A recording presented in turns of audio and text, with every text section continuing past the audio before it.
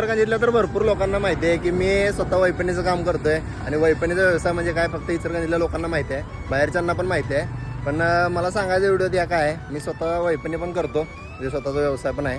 Plus मी blogging पण करतोय, video पण बनवतो, म्हणजे एक थोडेफार प्रमोशनसाठी. आणि माझे लाईफस्टाईल मला पण दाखवावं वाटते लोकांना, म्हणजे सगळ्यांना, त्यामुळं मी ब्लॉग बनवतो. प्लस आज एक गोष्ट अशी घडली की आज एक गोष्ट काय घडली की मला आज मराठी चित्रपटाचं म्हणजे ऑडिशन आलेले, ऑडिशनसाठी फॉर्म भरलेला आणि मग त्यांचा कॉल आलेला मला, त्यामुळे मी आज ऑडिशनला पण गेलेलो.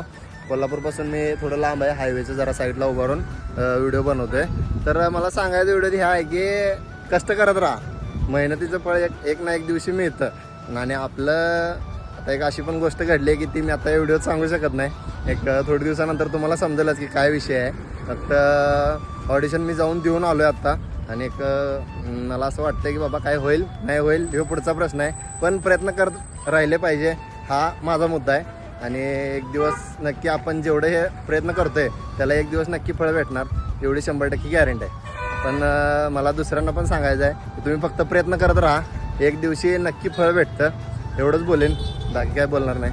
बाकी व्हिडिओ कसा वाटला कमेंट करून नक्की सांगा. व्हिडिओ आवडल्यास नक्की लाईक, फॉलो आणि शेअर तेवढं करा. भेटूया पुढच्या व्हिडिओ. चला.